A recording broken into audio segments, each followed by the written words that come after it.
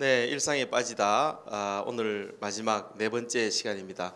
오늘은 교회와 일상생활 사역에 대해서 잠깐 이야기를 나누려고 합니다.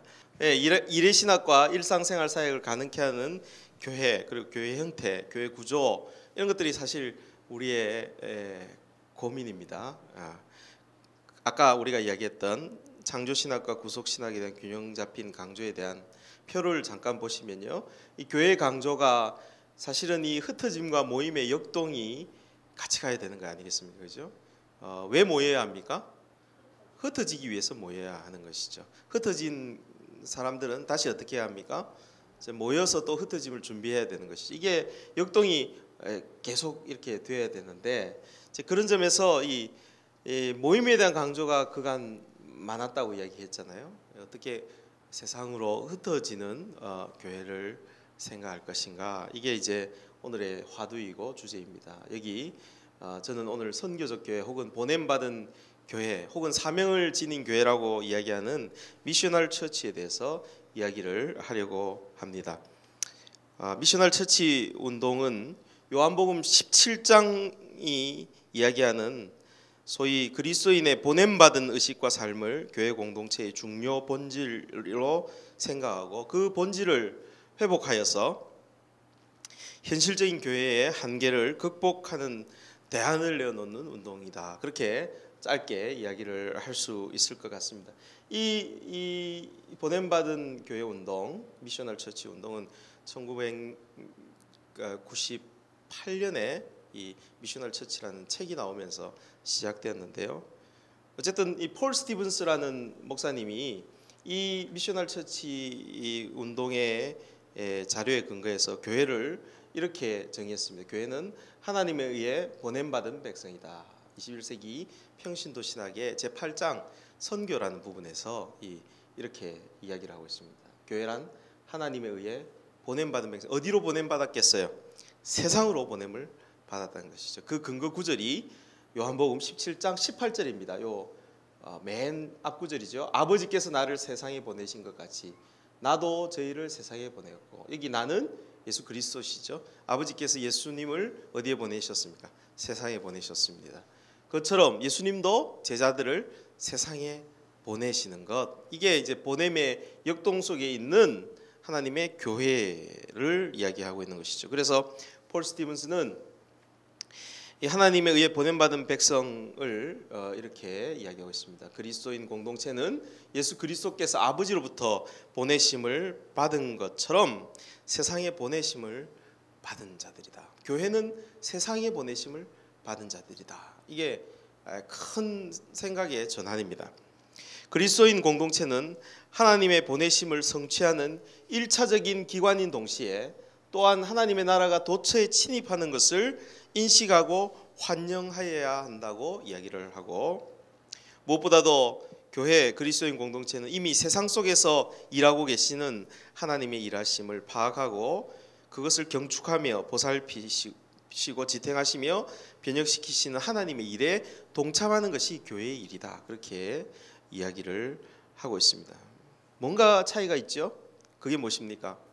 그리스도인 공동체가 저 죽어가는 세상에 가서 뭔가를 한다라고 이전에 생각했다면, 지금 여기는 먼저 누가 일하고 계십니까? 하나님께서 먼저 일하고 계시고 그것을 교회는 파악하고 경축하고 그 일에 동참하는 것이다 라고 이야기를 하고 있는 것이죠. 그래서 이 폴 스티븐스를 비롯해서 보냄받은 교회를 이야기하시는 분들은 이 교회라는 이 화두에 사실 오랜 기간 동안, 몇 세기 동안 그리스도인의 관심, 특별히 개혁주의적인 그리스도인의 관심이 많았지만, 이 교회라는 것에 방점을 두기보다는 실제로 이 교회의 존재의 원래의 목적인 보냄받은 것에 대한 방점을 두어야 된다. 그렇게 이야기를 하는 것이죠. 여기 잠깐 보시면요, 보냄받은 교회가 어디에 방점을 두느냐에 따라서 사실은 굉장히 강조점이 달라집니다. 보냄받은이라는 이 정체성의 방점을 두느냐, 아니면 교회라는 그 어떤 기관에 방점을 두느냐에 따라서 이 보냄받은 교회 한다고 해서 결국 교회에 대한 관심 때문에 이걸 하면 그것은 교회 성장 전략이 되고, 오늘같이 어려운 시대에 어떤 탈출구 정도로 이 미셔널 처치 선교적 교회를 이해하는 것이고요. 그러나 정말 이 교회를 제대로 이해하려면 어디로 가야 되는 것이죠? 보냄 받은이라는 정체성으로 가야 된다는 거죠. 어디로 우리가 보냄을 받았어요? 세상으로 보냄을 받았다는 여기에 대한 이해의 전환이 진정한 교회에 대한 어떤 의식의 전환으로 이어지게 될 것이다. 그렇게 말씀드릴 수 있을 것입니다. 그래서 마이클 프로스트와 알란 허시가 쓴 새로운 교회가 온다라는 책에서 이런 교회의 영성적인 틀을 이야기를 하고 있습니다. 새로운 선교적 교회의 패러다임은 그가 살고 있는 세상과 주변 문화와 상황과 뗄래야 뗄 수 없는 관계에 있기 때문에 생각의 우선순위가 바뀌어야 된다고 이들은 이야기하고 있습니다. 어떻게 생각의 우선순위가 바뀌어야 되냐면요, 그리스도, 복음, 이것이 사실은 가장 첫 출발이 돼야 되겠죠.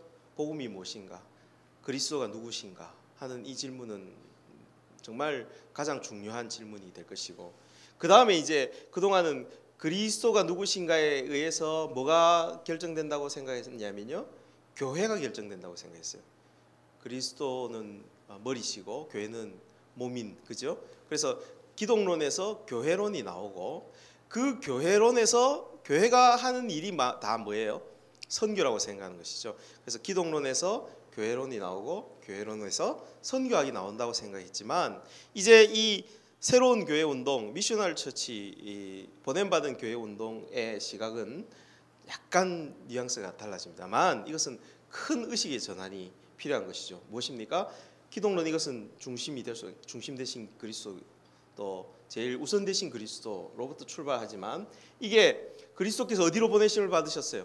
세상으로 보내심을 받았거든요. 세상으로 보내시는 하나님의 보내심, 하나님의 선교 입장에서 먼저 와야 될 게 뭡니까?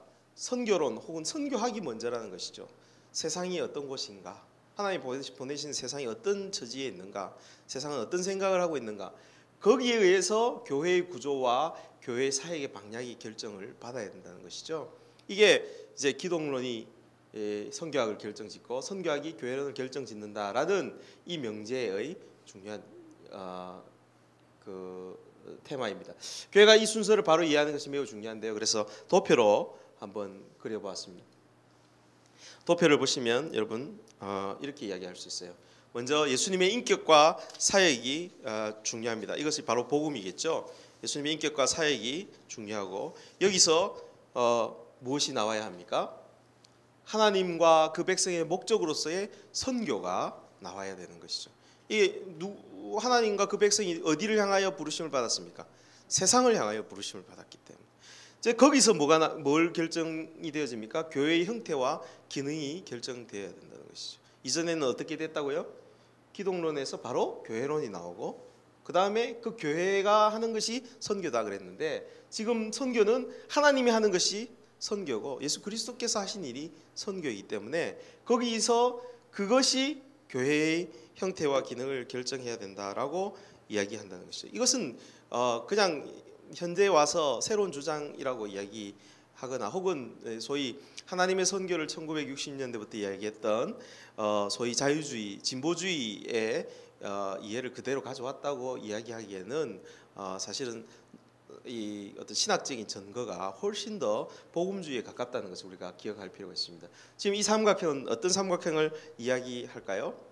복음주의 신학자 중에 이번에 작고하신 존 스타트의 대를 잇는다고 이야기하는 크리스토프 라이트, 최근에 로잔 3의 신학적인 기초를 놓았던 크리스토프 라이트는 이전부터 구약 윤리학자로서 이 삼각형을 이야기했습니다. 윤리의 삼각형을 이야기했는데, 최근에는 하나님의 선교라는 책에서, IBP에서 나온 책에서 이 윤리의 삼각형을 선교의 삼각형으로 연결시키고 있는 것을 보게 됩니다. 이분이 크리스토프 라이트인데요. 이 삼각형의 꼭 지점에 누가 계십니까? 하나님이 계시죠. 하나님께서 땅을 만드시고, 세상이죠. 땅과 세상을 만드시고, 이걸 누구에게 맡기셨습니까? 인간에게 맡기셨습니다. 하나님의 백성들에게 맡기신 것이죠. 인간에게 맡기셨던 이게 인간의 타락으로 이 땅이 부패하고 또 병들었기 때문에 하나님께서 이 땅을 회복하기 위해서 누구를 택하시는 거예요? 이스라엘 백성을 택하시고 하나님의 백성들을 택하시는 이 그림이 이 크리스토퍼 라이피트의 선교의 삼각형이라고 그렇게 이야기를 하는 건데요.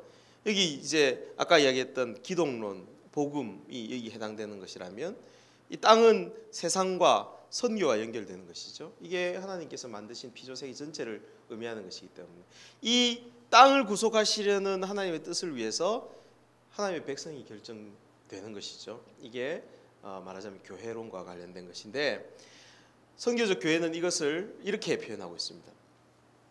하나님 해당되는 분이 여기 복음이죠. 복음이 있고요. 그 다음에 아까 땅에 해당되는 부분에 뭘 갖다 놓습니까? 문화라는 것을 갖다 놓습니다. 그리고 여기 백성에 해당되는 부분에 교회를 가져다 놓는 것이죠. 아까 크리스토퍼 라이트의 그림은 구약 이스라엘과 이스라엘 역사 속에서 보았다면 이게 이제 신약과 오늘 우리가 사는 21세기의 삼각형, 선교적 삼각형이라고 그렇게 이야기할 수 있을 것 같습니다. 그래서 이 선교적인 교회는 이 세 꼭지점의 역동을 또 이 순서를 어떻게 이해하느냐에 따라서 교회나 또 교회 방향이나 교회 구조가 결정된다고 그렇게 이해할 수 있을 것 같습니다.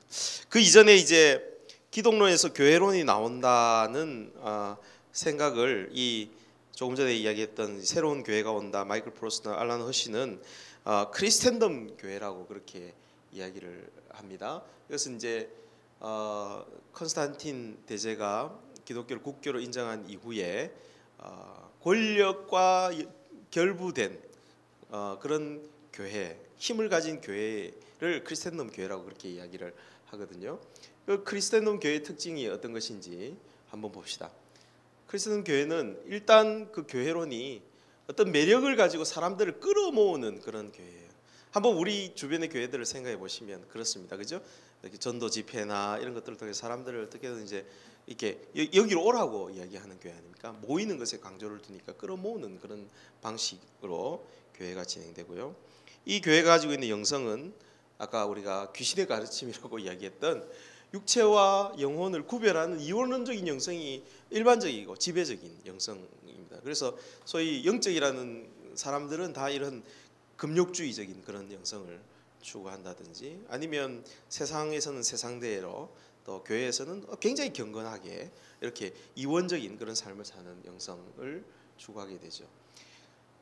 지도력에 있어서도 이 크리스텐덤 교회는 수직적이고 관료적인 그런 지도력을 가지기 십상입니다. 근데 조금 전에 우리가 상술했던 보냄받은 교회는 이것과 대조적인 특징을 가지고 있습니다. 그것은 세상 속으로 들어가는 성육신적인 교회론을 이야기합니다. 아까 끌어모으는 교회가 아니라 어떻게 해요? 나가는 교회, 세상을 향하는 교회의 모습, 교회론을 가지게 될 것입니다. 영성적인 측면에서도 세상에 참여하고 긍정하는 메시아적 영성, 예수 그리스도께서 이 땅에서 보여주신 그런 영성적 특징을 가지게 될 것이고요. 지도력에 있어서도 내적인 다양성을 인정하는 소위 사도적인 리더십을 이 보냄받은 교회가 특징으로 가지게 된다라고 이 마이클 프로스나 알란 허시는 새로운 교회가 온다 해서 이야기를 하고 있습니다. 이 새로운 보냄받은 교회가 갖고 있는 영성적 특징이 지난 세 번에 걸쳐서 이야기했던 일상생활을 강조하는 영성을 가질 수밖에 없다는 것이죠. 그래서 여기 한번 보실까요? 새로운 보냄받은 교회의 영성은 컨스탄틴 크리스텐덤 기독교의 그리스적 사고인 이원론을 넘어서 히브리적 사고와 깊은 관련성이 있는 일상 에브리데이 라이프 매일매일의 삶을 구속하는 영성이 새로운 시대의 교회를 위해 필요한 영성의 주된 내용이 될 것이라고 이들은 이야기를 하고 있습니다. 아까 우리 지난 시간에도 이야기했듯이 이원론 때문에 기독교가 엄청난 어려움을 겪었어요. 귀신의 가르침이기 때문에. 서구 기독교는 즐거움, 열정, 육체적 욕구와 같은 것들, 그리스도의 구원의 사역 바깥에 있는 것을 생각하고 오직 영혼에만 초점을 맞추는 그런 경향이 있었습니다. 그러나 이런 열정, 육체적인 욕구, 즐거움을 선교적인 자원으로 활용하는 영성적 틀이 필요한데 그것이 바로 다름 아닌 일상생활의 영성이 될 것이라고 말씀드릴 수 있을 것 같습니다. 마지막으로 처음에 말씀드렸던 폴 스티븐스가 이런 교회가 가지는 네 가지 성도들 구비하는 원리를 이야기합니다. 이것을 읽고 오늘 강의를 마치도록 하겠습니다. 첫 번째, 다 같이 읽을까요? 주권적인 하나님이 평범한 그리스도인들을 특정한 일터와 동네 그리고 영향력 있는 자리에 각각 위치시키신다는 점을 교회 내에서 인정하고 지지해야 한다. 하나님 우리를 교회로만 부르실 것이 아니라, 그죠? 특정한 위치로 하나님께서 배치시키신다. 두 번째, 가라의 구조를 오라의 구조와 병행해서 잘 개발해야 한다. 그리고 세 번째, 목회 사역을 할 사람들에게 안수를 줄 때만큼이나 진지한 자세로 사회 내의 선교를 담당할 사람들, 정치인, 주식 중개인, 가정주부, 교사, 기술자, 예술가 등을 안수하고 파송해야 한다. 마지막으로 교인들로 하여금 일터야말로 사람들을 만나는 일차적인 장소요, 따라서 자연스러운 전도 장소로 보게 하는 것이다. 이렇게 일터와 일상생활을 강조하는 그런 영성이 서로 맞아드는 그런 교회, 보냄받은 교회, 이것이 우리가 추구하고 또 기도해야 될 교회의 모습이라고 여러분들에게 말씀드릴 수 있을 것입니다. 감사합니다.